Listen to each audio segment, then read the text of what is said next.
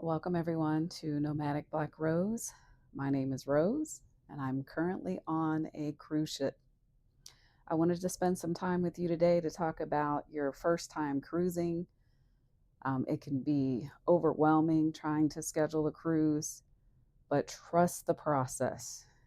So, the first thing I want to talk about is requesting your passport.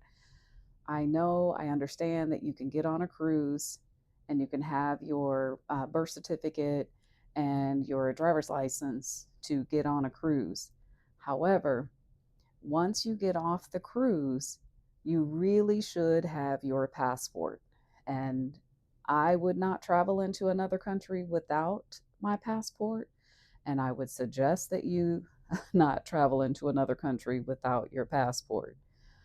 Um, so many things can happen. You could get sick while you're at the port.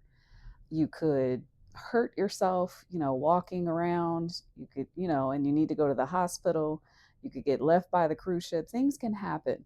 And so, therefore, I think it's important to have your passport. Number two, I would say choose a cruise line that fits your lifestyle. Obviously, there are so many different cruise lines. You've got Disney that's catered toward the children. You've got Royal Caribbean. I would say that's more for seniors and families. There's Carnival Cruise Line. Everybody looks at Carnival as the partying cruise. Um, there's just so many. You've got to choose a cruise line, and then don't let that one cruise that you take keep you from going on another cruise, because a different cruise line can give you a different experience. So keep that in mind when you're selecting a cruise line. Pick a date. The reason the date is important is because if you travel during the times when children are out of school, like in that, I would say June, July time frame, you are going to experience a cruise with more children and large families.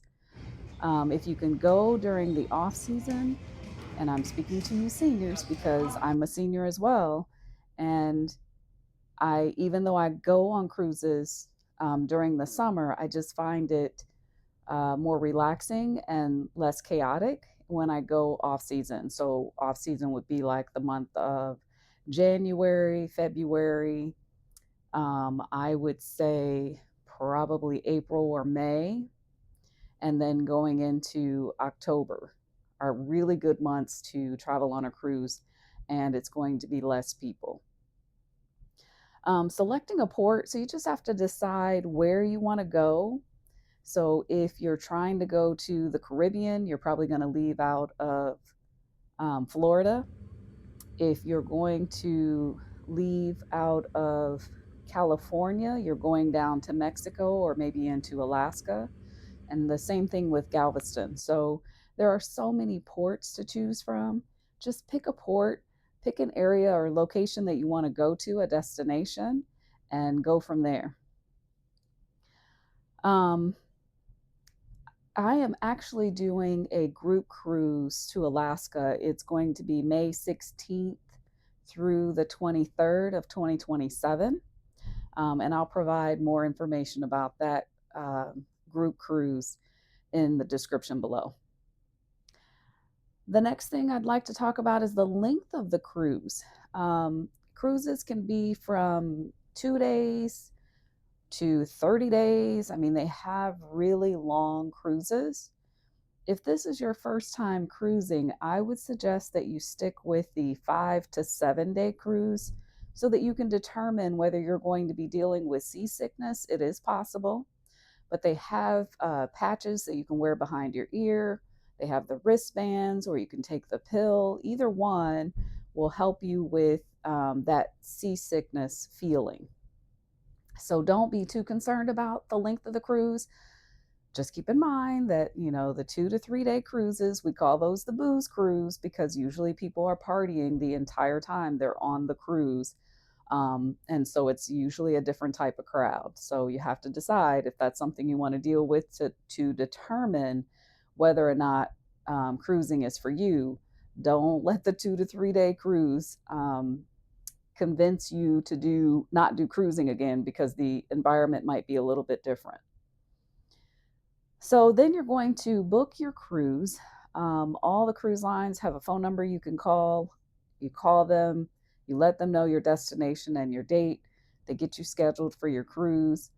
They'll ask you questions about dining. Like on Royal, they'll ask you if you want to do the My Time dining, which is usually after 8 o'clock. I know they say my time, but it really is an 8 o'clock dinner. And then you also have a dinner, I believe, at 5 and 7 o'clock. But, anyways, the cruise company can get all that scheduled for you. After you've scheduled your cruise, you need to select a hotel, and I highly recommend getting a hotel the day before and the day after. Now, if you're choosing a port that is close to your home, which is what I would suggest that you do, then you really don't need the hotel the day before, maybe the day after. However, if you're 3 to 5 hours away from that port, I would suggest at least getting a hotel the day before. So many things can happen while you're on your way. If you're driving, if you're flying, you've got to have a hotel the day before. There is no need to risk not making it to your cruise on time because you're dealing with flights, cancels, delays, especially with the things we've been dealing with lately. Just don't risk it. Get in the day before, and that way, if something should happen, you still have time to try to make it on that cruise by the next day. So you've got your cruise is booked, you've got your hotel. The next thing is setting up a flight. There are so many different airline companies that you can use. Again, schedule your flight the day before. That way, you don't have to worry about the issues you might run into with those flight delays. Now the fun begins. So you've got all that set up, and maybe you've scheduled your cruise a year out or 6 months out to give yourself some time to make those payments. You've got a packing and cruise essential list. Those I can provide to you free of charge. That's again in the description below. But the cruise company will provide you with a packing list, but you typically don't get those until 45 days out. I That's why I would suggest you watch videos to learn what to pack. Everyone is different. I like to be casual. I don't like dressing up. You will not catch me in a dress, maybe. I don't like wearing dresses. So I'm not the kind that would like to get dressed up. I do like to do the themes, the white party, the red parties, the Western stuff. I mean, it goes on and on, but you'll get that information, and it's typically 45 days prior to the cruise. And it's not it might be enough time for you to still go out and buy that last minute outfit, but I wouldn't stress too much on it. Watch some videos. You can find out what those theme parties are, and you can participate or not participate. It's your choice. And so, last, as far as essentials, it can go on and on and on with the things that people say is an essential for a cruise. Your first time cruising, you will figure out what you wish you had or what you think you might need. It is hard enough to pack the proper amount of clothing for a 7 day cruise, and most of the time you are changing clothes twice a day. And here's why. So you get on the cruise, you stop at your first port, you're out walking around, you're doing the shore excursions, you're hot, you're sweaty, you're tired. You come back, you take a shower, and now you're out going to a dinner, or you're going to a party or some sort of trivia. So you are changing clothes on most days at least twice a day. And it's so hard to believe that, but you really do, because the last thing you want to do is go to dinner and you're in your clothes that you had on earlier that day. So I say all of this because I absolutely love cruising, and I hope those of you that are watching are out, will take the steps to go on a cruise.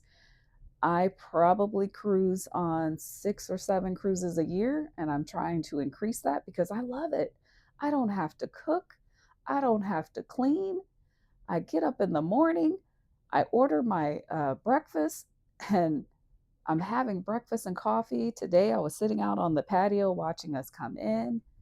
It is truly amazing. And if you don't have a patio, I started out getting interior rooms, and that's okay too. Give me an interior room. Again, I'm not cooking, I'm not cleaning. All of the things that I want to do are on the cruise ship or off the cruise ship when you get into port. So it's truly an amazing vacation. I can go to the casino. I often go to the line dancing classes. I am like all over this ship, and you will be too. So I hope that this encourages you to take the time to get out and go on your first cruise. You will learn things each time you go on a cruise. Like I said, I don't even remember how many cruises I've been on. It's a lot, and I'm still learning things. So don't let the things that could happen. This is what my sister did for 2 years. I tried to get her to go on a cruise for 2 years. Something would happen. Oh my goodness, something would happen to a cruise ship. Oh my goodness, something would happen to an airplane. It was always something that prevented her and that scared her into thinking, I can't do it. I'm not going on a cruise ship. I don't want to get stuck out there and get sick. Things can happen, and they do happen, but don't let that stop you from going on a cruise. I don't let it stop me anymore. It does become concerning at first, and then after a while it's like it is what it is. So I can't control all the things that could happen, and I can't control, what will happen, but I can go and get out and enjoy myself regardless of the situation. So I hope that you'll do that too. Please like and subscribe. I am trying to grow this channel. This is something new to me.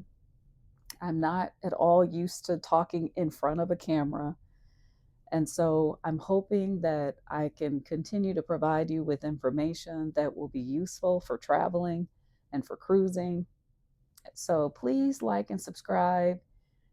And thank you so much for watching Nomadic Black Rose.